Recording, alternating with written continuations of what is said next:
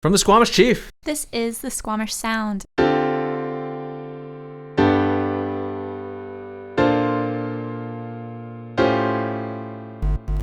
Keili Bartlett. And I'm Stephen Chua. This is the 30th episode of our weekly podcast. You'll hear the story behind the story as we take you into the newsroom. We'll talk about what did and didn't get into the newspaper this week. On the show today, in memoriam, Squamish remembers local skier Mikayla Martin. Friends and family share their memories. And protesting season is underway. What Taking to the Streets says about how people will vote in the upcoming federal election. Mikayla Martin was regarded by many in town as a star skier. There was much talk of her becoming a 2022 Olympian. Sadly, she died last week in a mountain biking accident. Today, we'll be bringing you conversations we've had with her friends and family. They all had memories to share. While it was clear she was an exceptional athlete, it was also clear she had a warm personality that left a positive impression on many. This is a really difficult story, I guess, to work on. There was a lot to this person, and she left a very, very big mark on Squamish, despite being relatively pretty young. Quite young. Like at 22 years old, she's accomplished so much. And as part of this, we figured a good way to just kind of remember her would be to contact people who had a lot of memories to share. And to that end, we reached out to her parents, James and Christine Martin. And while she was definitely a star athlete, there was also a very human side to her, and they shared some of those memories that they had.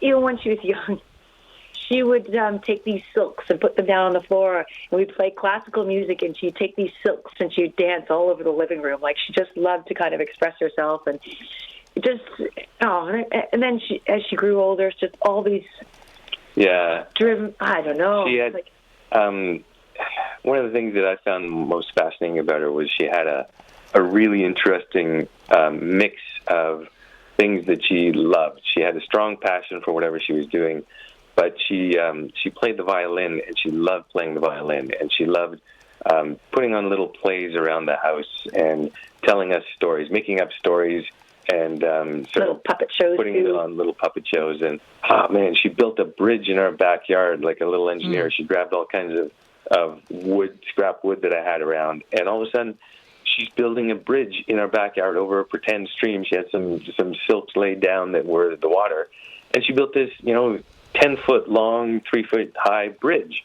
Wow. And it was just amazing. And things like that out of her, like her wheelhouse was sports. It was mountain biking, skiing, soccer, climbing, hiking. But she also was, loved violin, music. She was teaching herself the guitar. Good artist. She was good at drawing. She was baking, sewing, knitting. She knitted her friends' hats.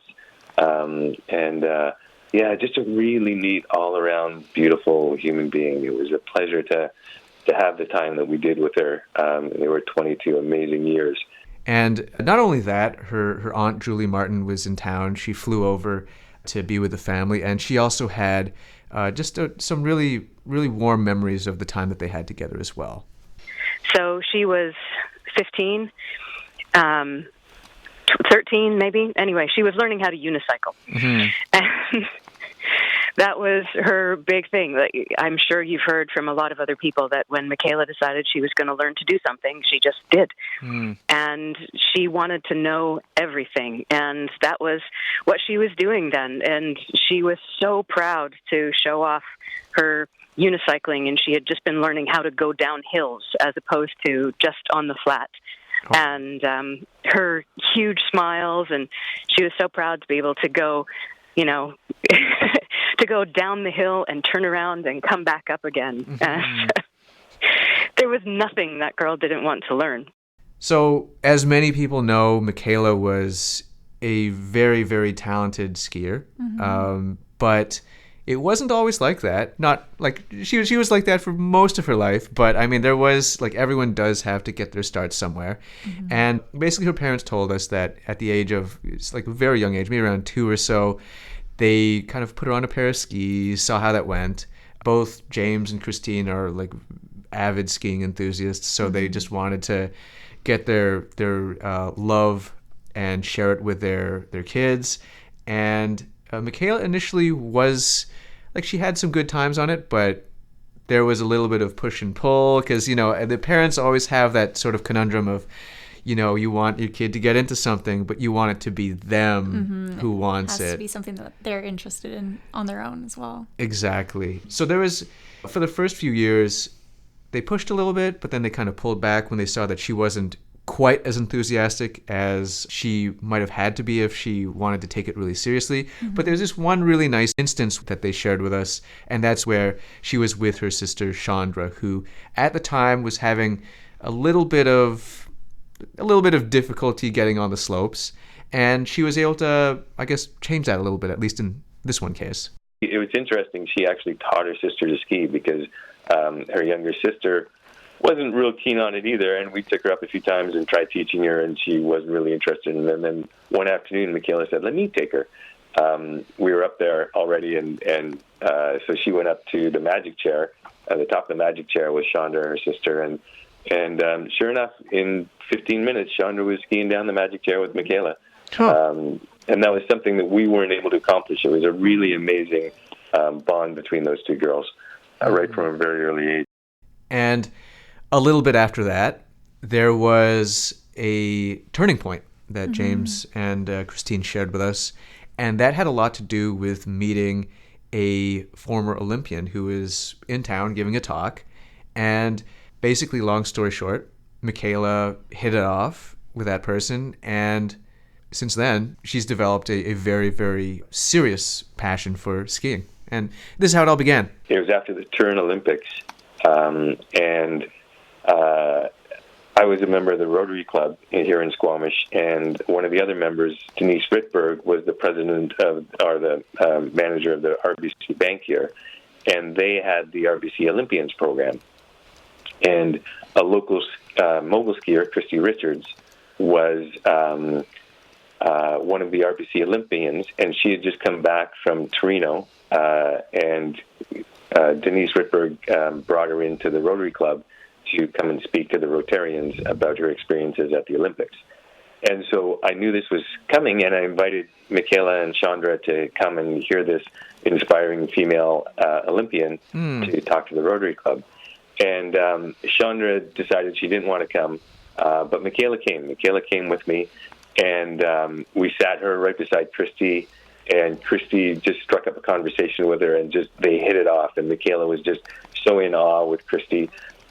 They laughed and joked and had a wonderful time at lunch. And then Kristi got up and gave her presentation and did an outstanding job. And then came and sat down beside Mikayla again. And Mikayla, you could just see her beaming. She was just so inspired by Kristi. And so she went. I took her back to school that afternoon. And then a few days later, I was driving her. I can't remember exactly where, maybe to school, but she was in the back seat. And she says to me, "Dad, I know what I want to be when I grow up." I said, "Oh, what's that, Mikayla?" She says, "I want to be a ski racer." Oh, no. No, an Olympian. I want to be an Olympian. She didn't know what sport yet. She said, "I want to be an Olympian." And I said, "Oh, do you want to be a mogul skier like Kristi?" And she says, "No, I think I want to be a ski racer." And I said, "Well, we should probably get you into some ski lessons then, shouldn't we?" She says, "Yeah, let's get into some ski lessons." And so we signed her up for ski lessons. Then, and what was really cool about this was her drive. And since then, she's been quite devoted to it. We spoke with one of her former coaches, Rob Boyd, with the Whistler Mountain Ski Club, and he had this to share with us. Her drive was always there. Like I mentioned earlier, from being the first on the hill in the morning with that big smile. "Okay, what are we doing today? What are we doing today? Can I go for a couple more runs?" Always keen to push it, to try and squeeze one more run in. And sometimes, again, we'd have to pull her back. In the morning, sure, go for it. But at the end of the day, I just want to get one more run in. No, it's ruddy, it's dangerous. But calm down, go back to the basics, and work on some of those things that I just mentioned earlier. And reluctantly, she would do that. I know that she stood on the podium a few times and feeling proud and giving a good little a fist pump, if you will. Yeah, okay, she got there. It's really neat to see her, progress. But while she was obviously a very hard worker, very determined. She also was a very colorful personality. And we had one of her friends, Alex Cairns, that many people in town know as a Paralympian, very accomplished. He had a lot of color to share about his experiences with her as well. And it was like, at times, like stuff that would really make him crack up. One day she was like, "Oh, hey, Alex, can you teach me how to kayak?" And I was like, it's always a bit of a scary request, especially for a guy who's just learning a sport. And kind of like, all right, well, she's a wicked athlete, so yeah, sure, come on. And we went up to the Mamquam River, and we finished kind of the biggest part of the rapids, and kind of figured, all right, we're good. So I kind of went ahead of her, only by a few feet, sort of thing. And I just hear this little voice from behind me, and she just says, "Hey, Alex, there's a little bit of water in my kayak." And I turn around, and this kid is chest deep in the Mamquam River with her boat just fully gone somewhere under her, paddle sticking out of the water, going, "I'm gonna need help." Oh my gosh! So it was just those sort of chaotic things all the time. Like always safe enough, but always pushing to the point of like, what the heck is going on? Yeah, such a good kid. Just she was always that friend who checked in, like check in for no reason. Mikayla was also an avid mountain biker. She rode with Team Squamish, which is one of the elite organizations in town. They've produced a lot of champions. A lot of people will know that a lot of athletes like Miranda Miller and Reese Werner have come from that organization. And Reese Werner was actually on hand to just briefly speak about his time that he had known her. And here's what he had to say. So whenever she came on rides or came to training and stuff, she would, she just loved to push herself and try and like keep up with all us guys and stuff. And yeah, just like a awesome person to have to train with and like spend time with. Yeah, there was a pretty like core group of us that kind of most of us ended up like being pretty successful with sport. But I would say Mikayla for sure is kind of was like the pinnacle of that. Like she's probably going to go to the Olympics in like 2 years, and she's always smiling and always like pretty excited about something, and that's like it's a really good quality to have, like especially in sport. Like there's lots of adversity and stuff, and I don't think I've ever seen Mikayla without a smile on her face. So that was something I'll definitely always remember. There was also another aspect to that, and while she really enjoyed her time with Team Squamish, her parents said that it also kind of made her acutely aware of how women in sport, there can be extra barriers. Because while she loved it, she also did feel a little bit isolated at times. Everyone there was great, but there still is definitely a reality that women face of just kind of sometimes being isolated in sport, and she felt that. In particular, when she was riding with Team Squamish, she was often the only girl on the team, and although she loved riding with the boys, she just found it hard not having other females around to support her and have that sort of female camaraderie. And as much as she loved the boys, she still felt a little bit alone on the team. And as a result, she expressed to her parents that she wanted to do things to help kind of bring more women into sport, especially with respect to mountain biking and skiing and the sports that she loved. So there's one occasion that the parents shared with us where that kind of really stood out, and that was one of the most recent encounters that they had. She said, I think women are being held back by our culture, that women could do more in athletic areas than they currently are. Yes, men are stronger bodies, but when it comes to skill, there's no reason that women can't have as much skill, if not more than men. And she believed that it was culture that was partly holding women back, and she wanted to transform that. So that's one of her big visions, is like, we're going to we're going to shift culture and women. And finally, the next thing, I guess, at this stage is that the parents, the family, they want to pay her legacy forward. She was, like Mikayla was very, very into coaching and mentoring and giving back. And they want to take that and spread it around. So they've started up a memorial fund, which is intended to help.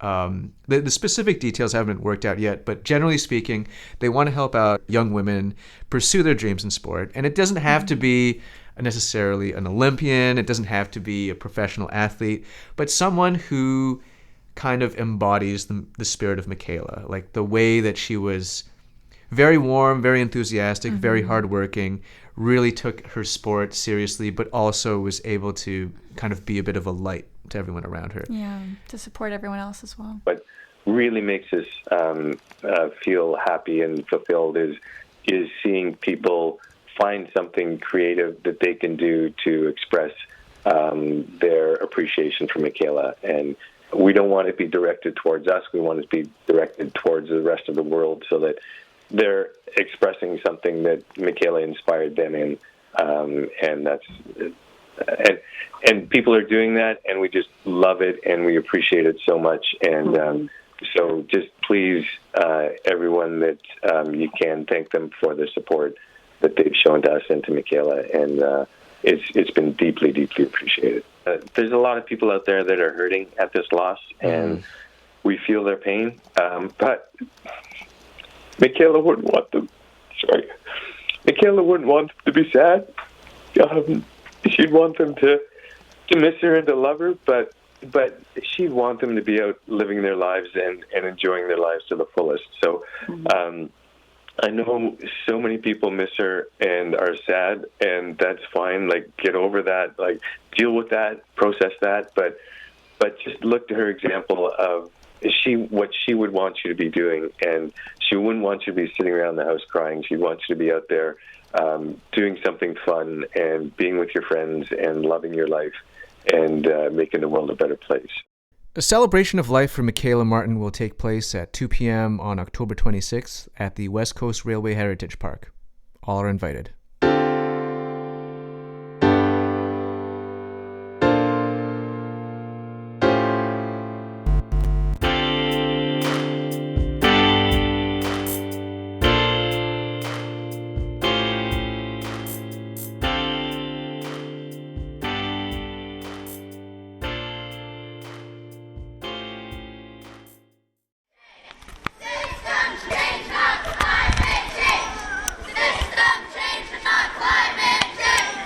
If you've been reading the headlines, you've noticed that there have been a number of protests that have been happening. Yeah. And I don't know if it's coincidental or intentional, but it also happens to be falling very close in line to the fact that we have a federal election coming up very, very soon.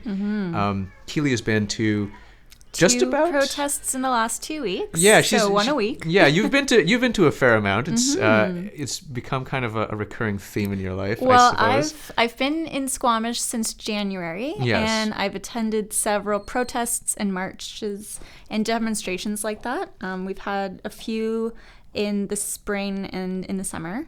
And this fall, we've had several as well. So the two prominent ones are, of course, the climate action strikes. So we've had 3 climate action strikes in Squamish this year alone. Yeah. One of them was in the last few weeks. And then another protest that people may have noticed on the weekend last weekend was one where parents were forming a stroller brigade. And so they marched down Cleveland and they stopped in Stan Clark Park and talked a bit about what they wanted to see for changes in daycare and childcare in Squamish. So maybe not as global of an issue as climate change, but one that still affects a lot of Squamish families and can prevent people from going back to work if they can't find a spot for their child. And there were also some early childhood education or educators who were present as well, saying that, you know, this is work that they want to do, but they can't afford to stay here. Yeah. So there are a lot of different issues surrounding that. But one of my friends mentioned that it seems like it's almost protest season. And I would say that that's probably true, because this is a way that people can take their voices and share what issues are impacting their lives. And they're doing it right before the election. So it's keeping these topics top of mind for other voters, perhaps, to shape how they feel about it. The childcare isn't quite a federal issue. However, it is much more provincial. And one thing we were talking about in the office that's really interesting with these protests is most of these people who are involved, who are marching, who are demonstrating, who are speaking, are the people who are directly impacted. So for the climate strike, there were a lot of youth. Yeah. At this one, there was actually a lot of toddlers as well. They didn't have much to say, but their parents did.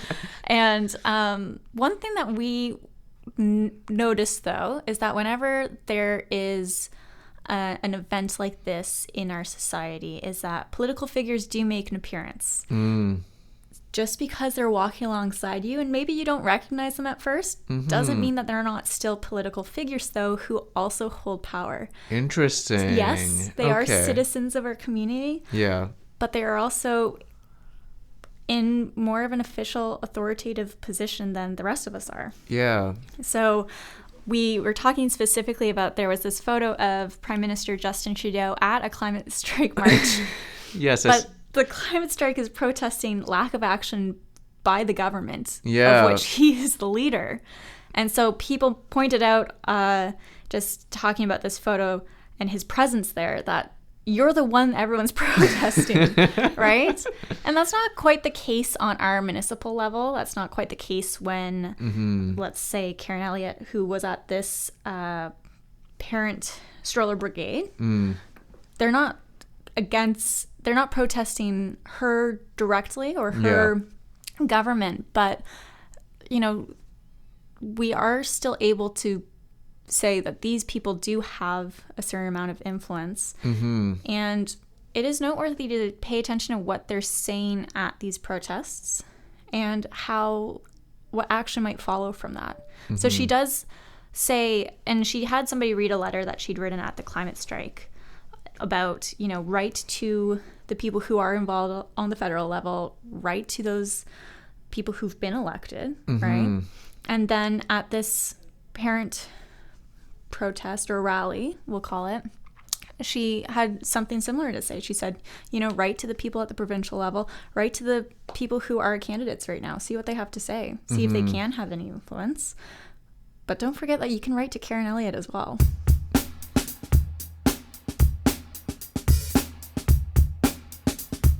Okay, we're bringing it over to our editor's pick, where we bring in our editor, Jennifer Thuncher. She's here to tell us about her pick of the week. Hey, Stephen. What's going on, Jen? I think we should probably talk a little bit more about the Mikayla story that has impacted a lot of people, and you and Keili talked about.